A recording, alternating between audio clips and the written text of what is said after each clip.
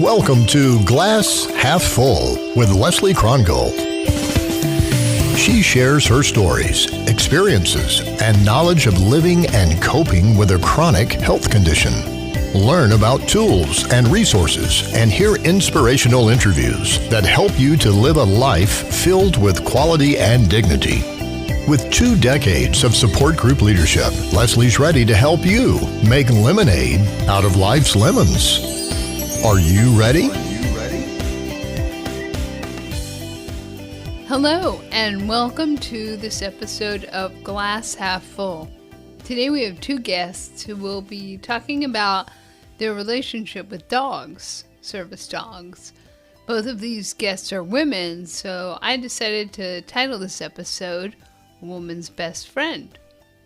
According to my friend and yours, Wikipedia, man's best friend is a common phrase about domestic dogs, referring to their close relations, loyalty, and companionship with humans.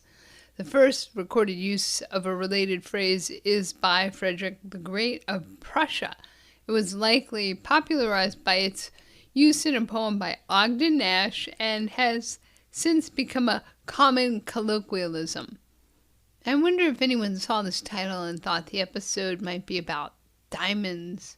I have nothing to say about diamonds nor any other jewels or gems.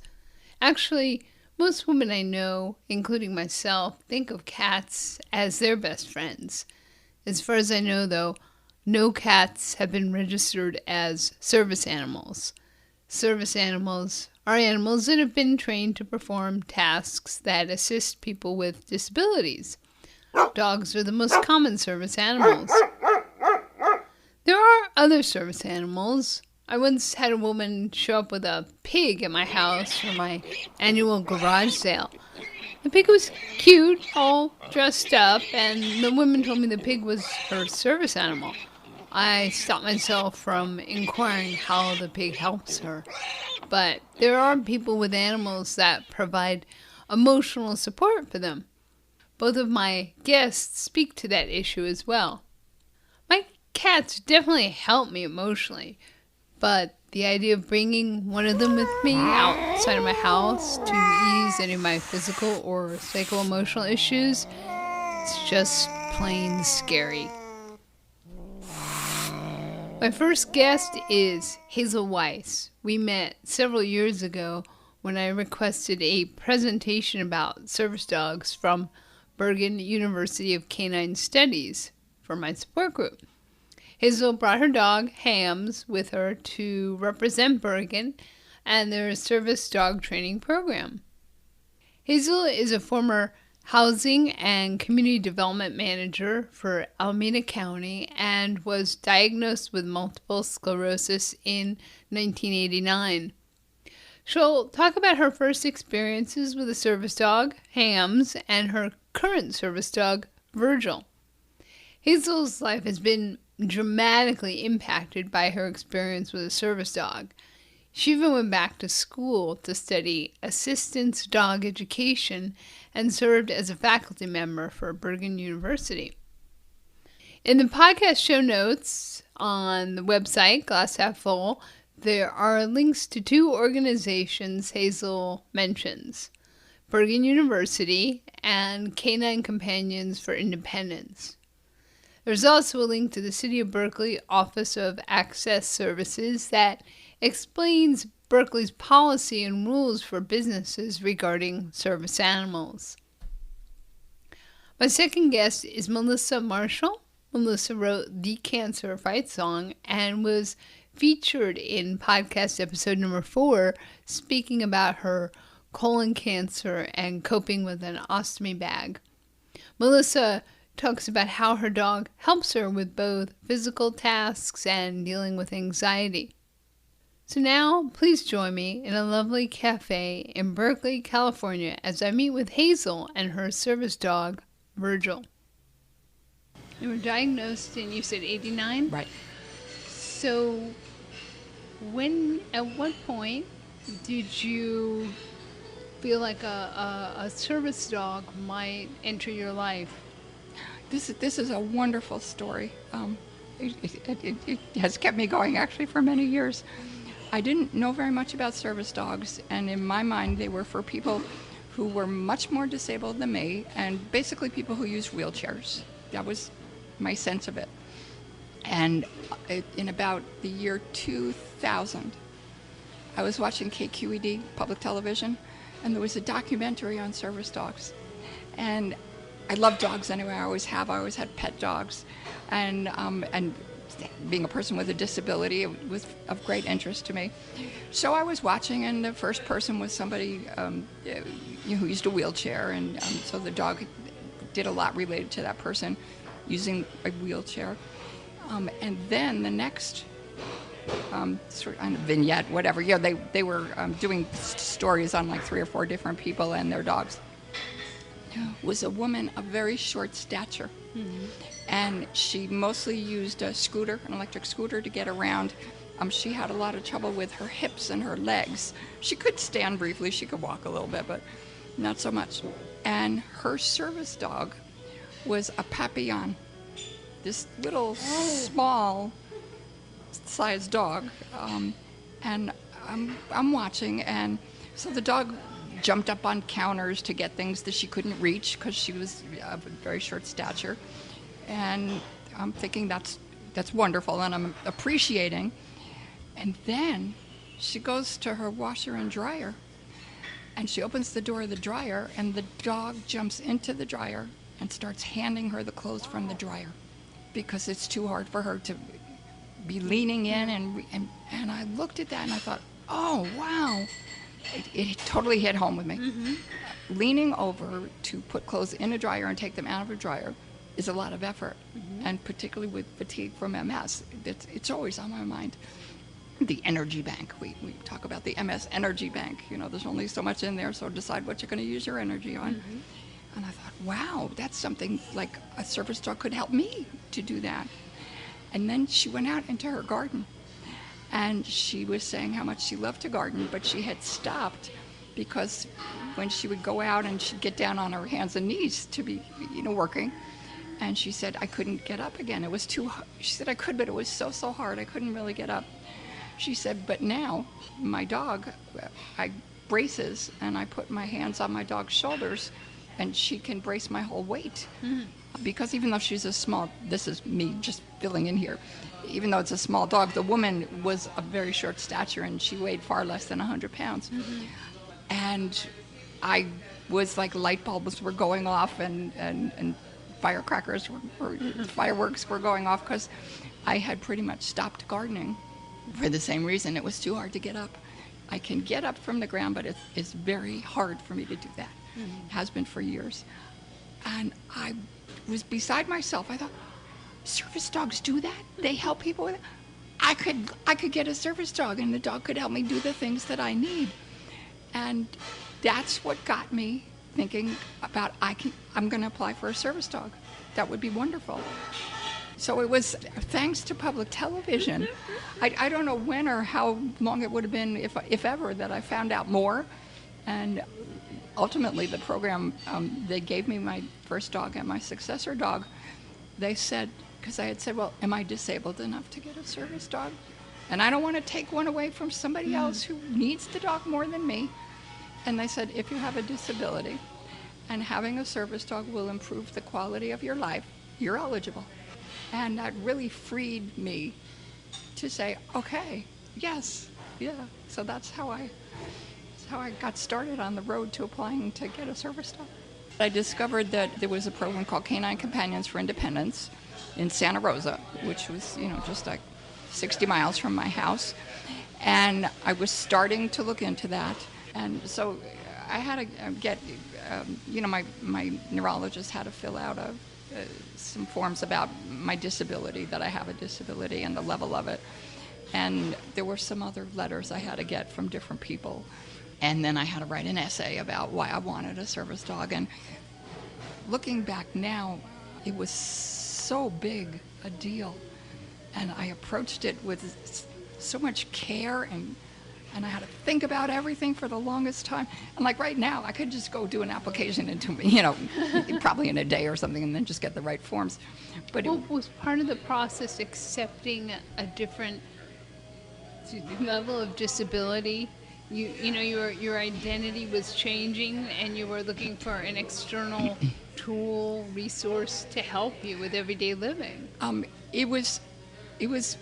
It became then that I would be announcing to the world that I have a disability. Although I later found out so many people don't know about service dogs. Or if they do, they think I'm cheating. To this day, they think I'm faking it because I look like I'm okay. But back then, yes, it was. So I knew I was going to be really putting myself out there much more than I ever had.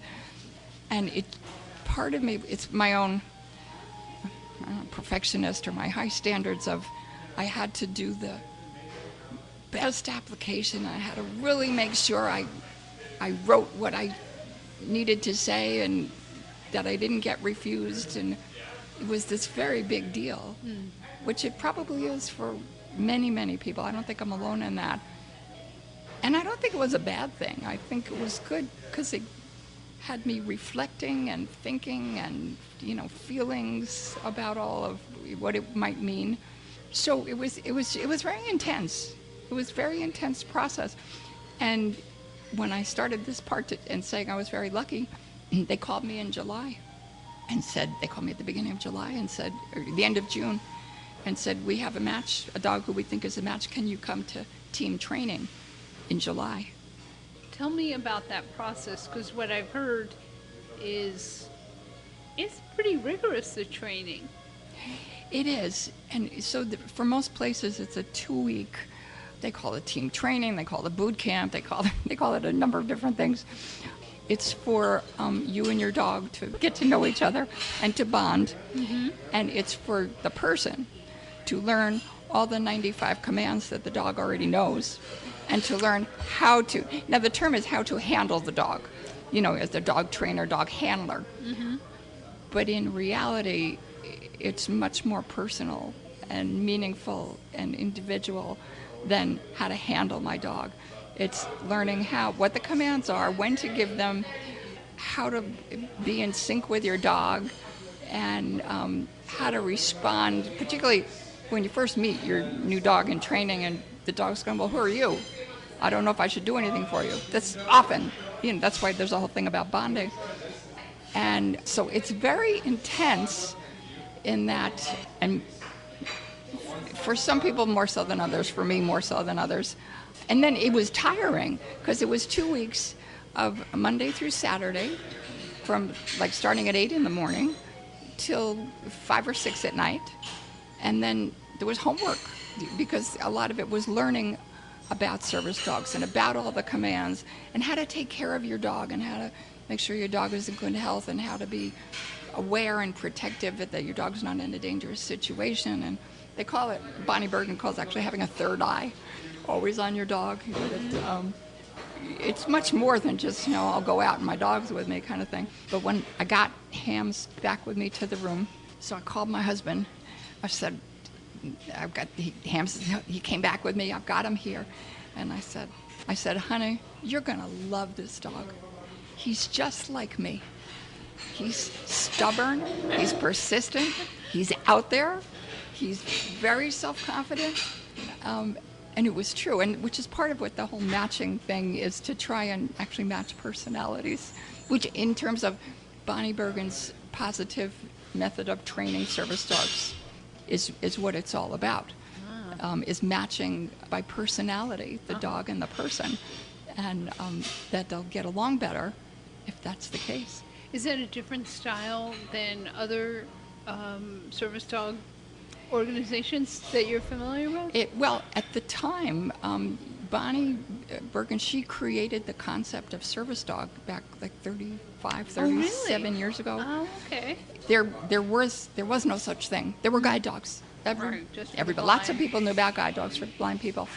And Bonnie Bergen was the first person who thought, she actually took a trip to, I think maybe Turkey, and she saw some people, and some small burros or donkeys were helping them.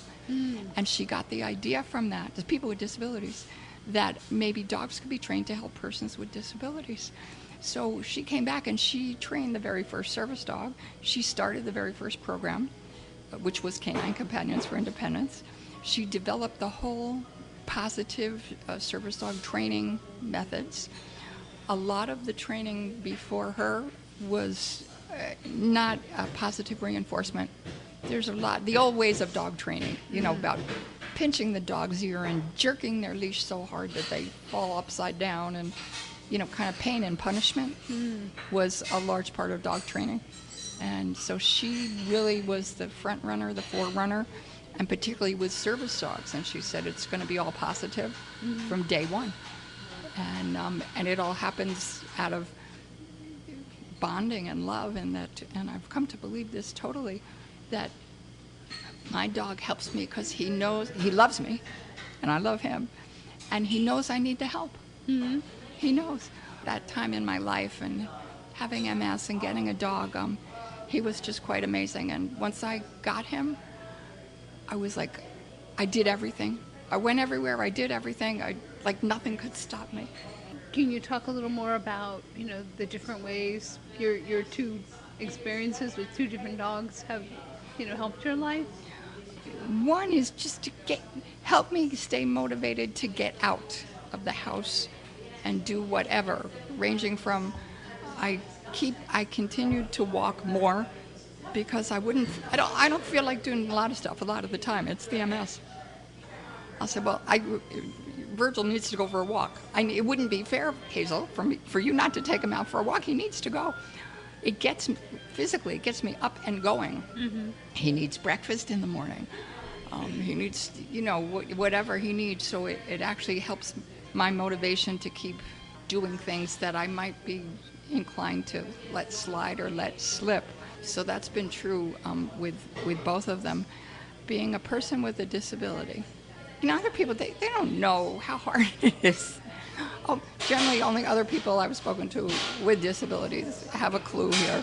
And then even then, some of them they don't have a clue either, because their way of approaching it is to say, no, I'm going to act like there's absolutely nothing wrong. And they sort of don't admit that anything is difficult or hard.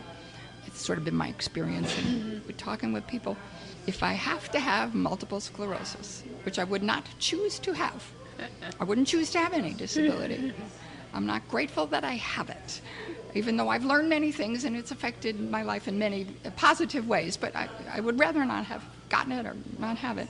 But since I have it, getting to have my dog come with me everywhere I go is the greatest blessing and wonderful thing that balances out both sort of my positive nature and my happiness, as well as just being able to deal with stuff, because there's lots of little stuff that comes up all the time that no one else is. When people get impatient with me because my hands don't work so well, like at the checkout counter, it takes me longer to get my wallet out, get the card out, get it slid.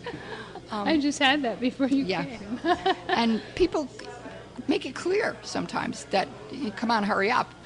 And when that starts to, and whether or not they've identified now that, well, she's got a service dog, there must be something wrong, but they're still impatient. Having my dog with me balances all that garbage out. It balances all the garbage, all the negativity, ranging from just knowing that he's there because he's always right next to me, to I lean over and I hug him and I kiss him. I talk to him. And nobody thinks that I'm crazy because you're talking to your service dog, and so that's perfectly fine with them. He also acts as a bit of a buffer for me, and I don't even tell him to. My first dog did that too, and he does it too. They just seem to know, like they put themselves between me and the person behind me or in front of me, because people violate their space. Yes. Oh my gosh, so much so, and it's even harder for me. Number one, just because I don't like it. That's the person I am. I don't like my personal space violated. It also throws me off balance with my MS. It's scary for me. And so having my dog be a buffer, or if he didn't jump to it, I can just say, oh, over here. And then that gives me that little bit of space. So, I mean, for all those reasons, and just the joy of getting to have my dog with me everywhere I go. I mean, I love him. I want to be with him all the time. And he's such a sweetheart. He is. He's just so mellow. That's the thing most often that Because people if you comment. had a child there, we don't know it. Oh, that's the truth. That's the most frequent comment people say is he's so mellow, and he's doing his job. There's federal and state law. The Americans with Disabilities Act basically provides access for a person with a disability accompanied by a service animal, which is a dog which is specifically or specially trained to do certain tasks to mitigate that person's disability. So under Title II, local and state governments requires access. Title III is all public accommodations, businesses and theaters and public conveyances and buses and just about everywhere that the public is invited or welcome is covered under the ADA. And even in employment now that it's a little bit different, Title I of the ADA, it's not quite the same, but there's still an employer is required to accept a request for an employee to have a service dog and to pretty much grant the request unless there's a good reason not to. In fact, I often say when I'm having a bad day, which however often it happens, or I'm having a hard time in the middle of the day or whatever, and somebody will say, "How are you doing?" I'll say, "Well, I woke up this morning and I was able to get up out of the bed.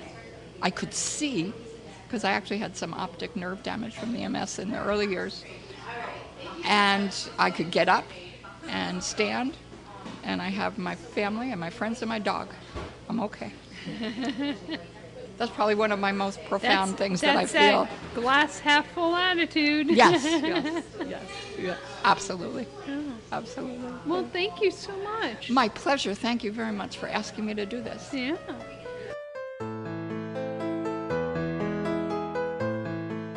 Also, the most difficult time for me now is going to sleep, period.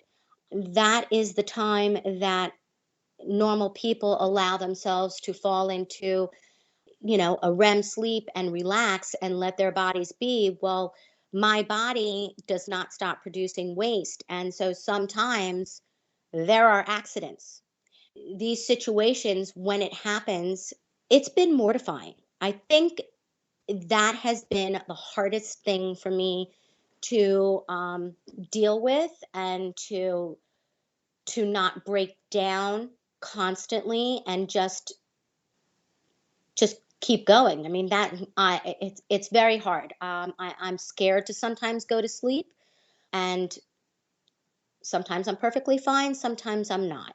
What I've learned is it can all be cleaned up, and it disrupts my sleep, but the next morning, there you go, and you start another day.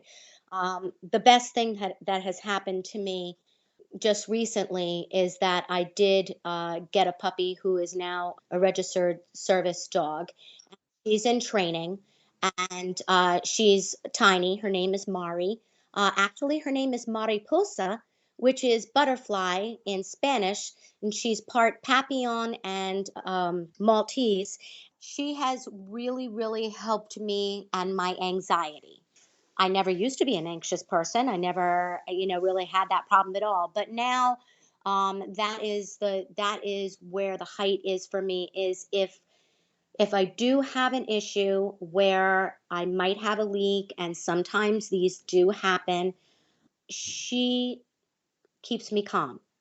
And eventually, she is going to be taught to retrieve my ostomy products either out of my purse or wherever they might be. If I'm in an inconvenient point that something happens, yes, well, she really has been a blessing. Now, I had to beg, plead, and bribe my husband to get her. He did not want a dog at all. But she really has been such a joy, and she has helped me to just to relax and to feel more comfortable sometimes if I'm in a crowd or whatever, because she is so darn cute that she diverts all of the attention to her. So people aren't really paying attention to me anymore. So that's just the irony, but she really is quite adorable.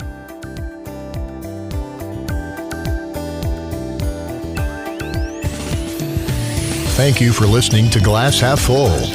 Leslie invites you to leave a rating and review on iTunes. This helps spread the word to others dealing with chronic health issues. For show notes, updates, and more, visit the website glasshalffull.online. Glasshalffull.online.